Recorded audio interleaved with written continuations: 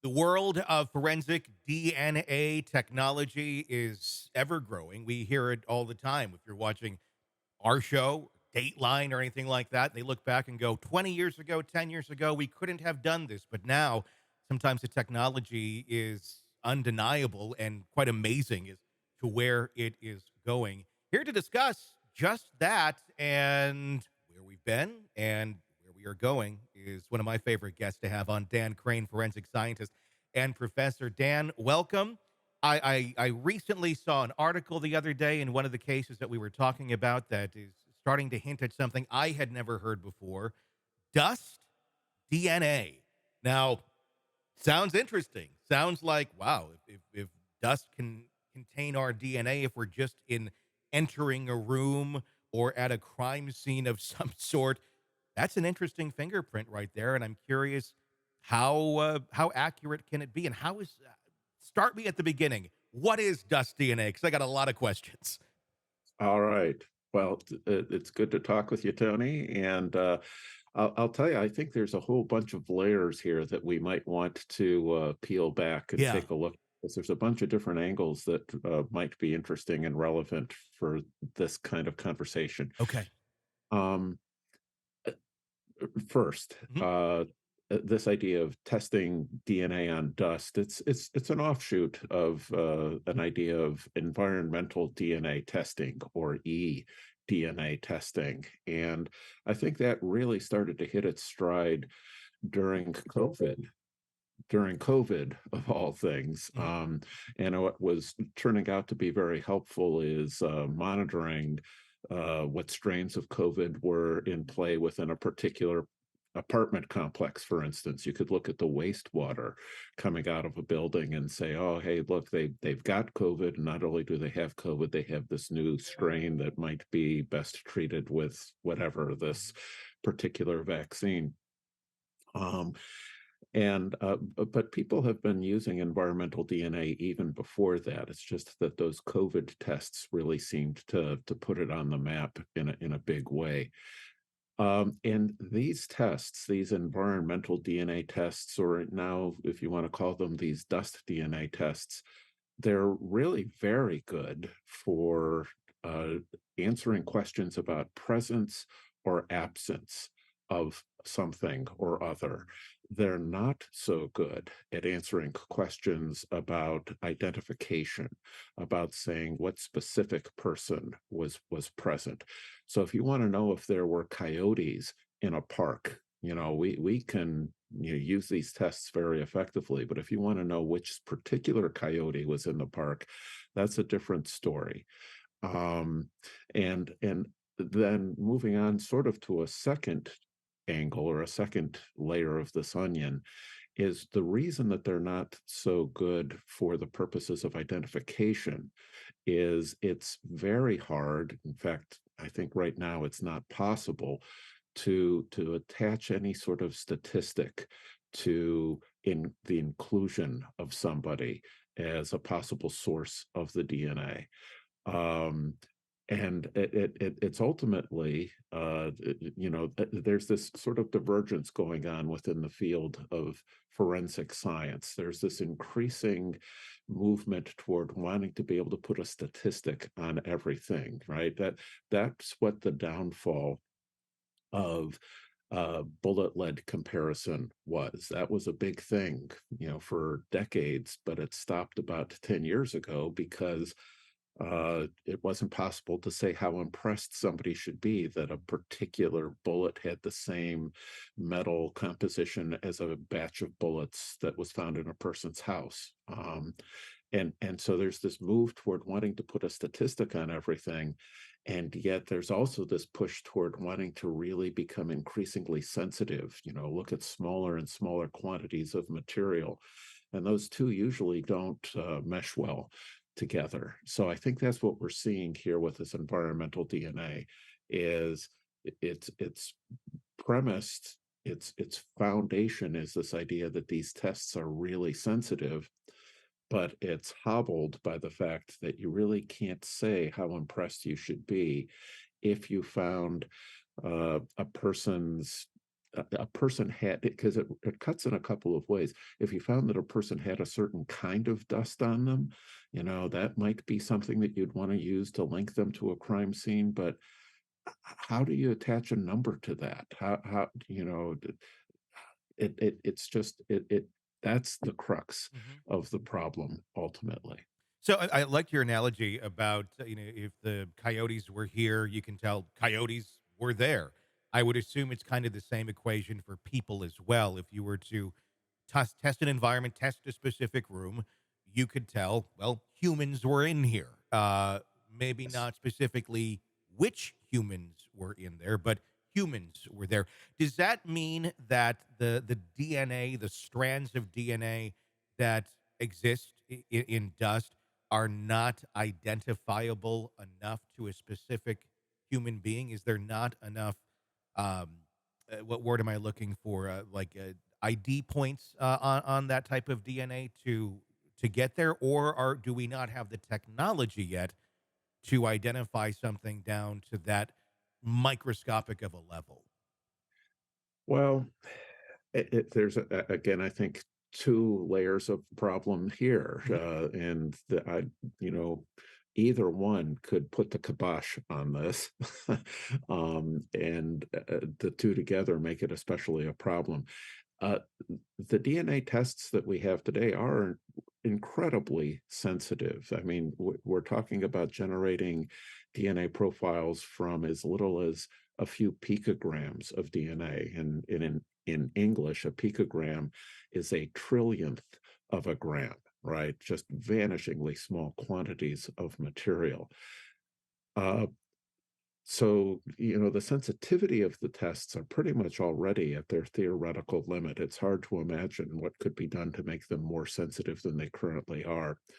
But that sensitivity is a double-edged sword because uh, DNA is a very persistent molecule, and there's no telling then how long the DNA has been there, Mhm. right? So we may be able to say that there are human DNA in this room, and we may even be able to say that a certain number of individuals could be contributors, but we can't say how long their DNA has been there, what circumstances of brought their DNA there? Was it because they were helping somebody tie their shoes, or was it because they were using shoelaces to strangle them? I mean, DNA tests aren't capable of answering those kinds of questions. And the more people you get into a mix, and by the time you're at 3 or 4, that's already pretty much intractable.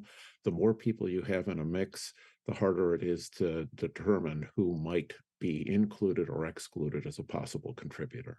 Let's talk about the idea of just what we get on us when we're in a room, when we're in a setting. Dust everywhere. There's plenty on me, I'm sure, that are from objects in this room, from my dogs that have been in this room, and everything that emits something. Um, could this be used in some way, shape, or form in very specific cases? I mean, it's one thing if um, the person of interest or you're looking for, has been out of the crime scene for months and months and months. Probably fairly difficult to say that you were in that room based on any sort of DNA. But what about those cases where someone is immediately caught, immediately arrested after something, after some sort of suspect incident? Uh, could this lead to something where one could go uh, in terms of how they investigate and okay, you're accused of being at this crime scene. Could a sample of that room and I guess how unique is each room's signature, if you will? And could that then be looked at? Could a sample be gathered from an individual in some way, shape, or form that matches and says, well, what we found on you is also the same residue, the same imprint that we have over here from this very specific room. I guess it really would very much depend on how unique those fingerprints are of the room and the individual and how well they can be matched up. Is that a thing? Could it be a thing someday? So, 3 thoughts come to mind, Okay. and you mentioned the word unique a couple of times just in the last 30 seconds or so. How unique are those fingerprints or Mhm. those signatures? And that's one of the big questions is how impressed should you be? How Mhm. impressed could you be that you found a particular combination of DNA markers, or maybe even just a particular combination of species, Mhm. right? You mentioned you have a dog in the room, right? Maybe the breed is something you could talk Yeah. about. Hey, we found a beagle's DNA here, right? And there was How a beagle at impressive. the crime scene. Something like where just the composition of everything, I would think, makes up its own unique signature from the room I'm in right now, the room you're in right now, to your kitchen, to Right. your basement, Right. to your living room. Well, and again, that these are questions that have not been answered and need to be answered, and I'm afraid it would be very difficult to answer them. Mhm. You know, it, it- there's a reasonable question as to how independent things might be, right? Having a beagle might make it much more likely that you would also, I don't know, find something that you wouldn't imagine was associated with beagles was also present, like Mhm. carrots. You may find carrot DNA more often in rooms or households where there are beagles, just because, Yeah.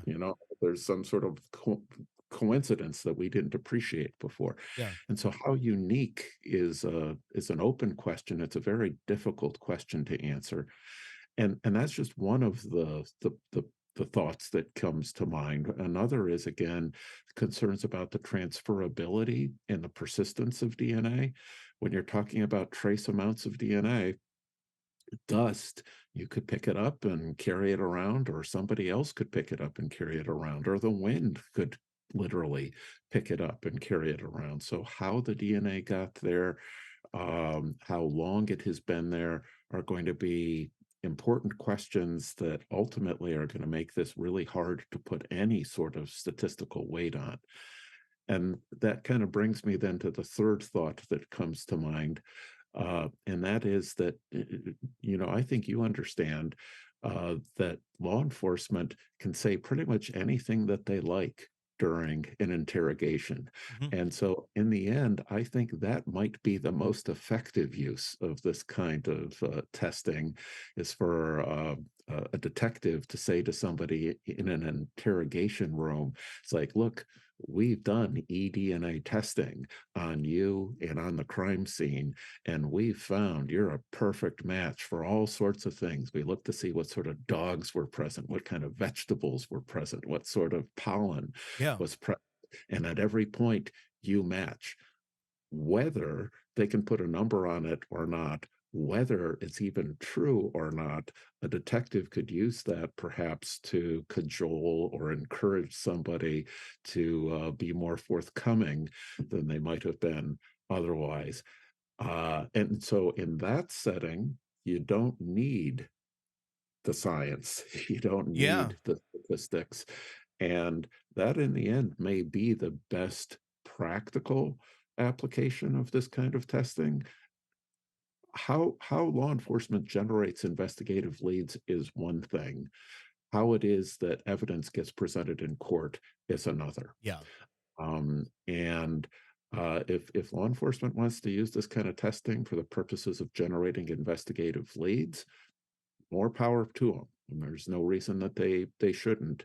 If they want to use it to secure a conviction by presenting it as evidence in a courtroom, they really should be holding off until they can, at the same time, say how impressed somebody should be that this individual was associated with that crime scene, or the crime scene was associated with the individual. How interesting. I mean, I can imagine so many issues coming up with that when we get to like appellate issues and things and the way it's presented. But nonetheless, it would be a very compelling argument to give someone in an interrogation room to see if maybe you can elicit more information out of them. So fascinating to watch where this is going. Let's talk about some other areas of DNA technology. We're always hearing about there's touch DNA, there's this type of DNA. What are other areas that you see coming into light and to be used in terms of connecting people to their crimes that maybe we're not there yet, but the technology is, it's on the burner. It's working. It's being tested. It's going through its steps. Well, DNA testing was really first used in criminal cases in the US in the late 1980s, early 1990s. And the particular markers, excuse me, the particular markers that started to be used for those purposes are ones that we're pretty much still using today. The kind of genetic markers are still the ones that are being used today. They're based on uh, polymorphisms, differences in the lengths of certain regions of DNA that are known to differ, be likely to differ from one person relative to another. Um, that's not the way that these systems would have been designed if we were developing those tests today. Okay. The markers that would have been used wouldn't have been length differences, they would have been sequence differences. They would have been looking at specific individual nucleotides that are different. The technical term would be single nucleotide polymorphisms, often just referred to as SNPs. Tests, if they were being designed today, would be built around SNPs rather than length differences. And those SNPs would lend themselves to things like what's called next generation sequencing, where you could actually sequence the entirety of an individual's genome as part of a criminal investigation. And you could sequence an evidence sample, the genome of that individual, the entire 3.2 billion nucleotides that spell out their genetic instructions. And so that would be useful not just for the purposes of human identification, it would also be helpful for profiling purposes. You could Mhm. say, hey, this is a Caucasian, or hey, this is a Caucasian with blonde hair, unless they've altered it, right? Mhm. Things like that. Um, and the reason that you don't just switch, we know this has been available for at least the last 10 years. The reason that you don't just switch over to this new, better testing basis is it's essentially momentum. Um, the FBI has a convicted offender database that has approaching 15 million convicted offenders' DNA profiles in it. All of those have been generated using that original technology. Mhm. None of them have been done with this emerging or this newer technology. Um, and it's not trivial to go back and retest 15 billion samples. In fact, it may not even be possible. Many of them have probably been destroyed, and many of the sources are probably deceased. So that you may wonder, why do you even need to keep them? Mhm. But anyway, it'll be some time, but that's not stopping some companies from offering to do that kind of testing as well, as in a supplement to the those first generation types of DNA tests. Does it essentially then give you, I mean, those first generation tests pretty accurate, I would say, right? The ones that they're have been using and that are on file? The ones that we're using today, still those first generation tests, are pretty much pegging the needle in terms of their sensitivity. Mhm. Single nucleotide polymorphisms wouldn't be any more sensitive. So, they're pegging the needle in terms of the three criteria by which you judge a DNA test: Mhm. sensitivity, discriminating power, and the speed with which you could generate a result. Mhm. Right. So the current tests are fast, they're sensitive, and they allow you to distinguish pretty well between individuals. What the SNPs would do, they would also be able to deliver on all three of those criteria, but they would bring a fourth to bear, and that is that you could start then to talk about the physical appearance of the source of the DNA as well. Oh, wow. Okay, so that's how we could interesting. Well, that will be interesting, to see how that continues to develop. A joke that I've made on the show, over the last year, it has been, a joke, but I think almost somewhat true, and I'm curious to get your take on it, is, Christmas time's coming up. People, they give out those DNA kits and tests from Ancestry or 23andMe. How worried should someone be who maybe has gotten away with a crime many, many years ago, and then suddenly your grandchildren are doing the tests, your brother, your cousin, your mom, your dad. These tests are all going into this database. And you've gotten away with it. The only way you could be connected to something is through DNA. But now we're seeing so much of that familial DNA connecting individuals who have just laid low for most of their life after committing a crime. Are we going to continue to see a lot of people kind of coming out of the shadows or being forced out of the shadows due to just that, families giving their DNA willingly for curiosity of their heritage, but at the same time, maybe connecting someone in their family to a crime that they had no idea? Well, the very short answer to your question is yes. It's going to be much more of an issue going forward than it has been in the past. And an earlier question that you were asking is that if you have committed a crime uh, in the distant past, and it looks like you're not, you're in the clear, you should be extremely worried. um, the way those familial tests work, those genealogical links for forensic purposes work, is an individual in the database who's a second cousin is sufficient to cast a shadow of suspicion on an individual. So if you've got it doesn't have to be your child, it doesn't have to be your uncle. It could be as distantly related as a single second cousin, or maybe two or three third cousins. That's enough to generate an investigation to allow an investigation to be initiated into an individual for a long unsolved crime. And 97% of the North American population today has at least one second cousin in one of those genealogy databases. Mhm.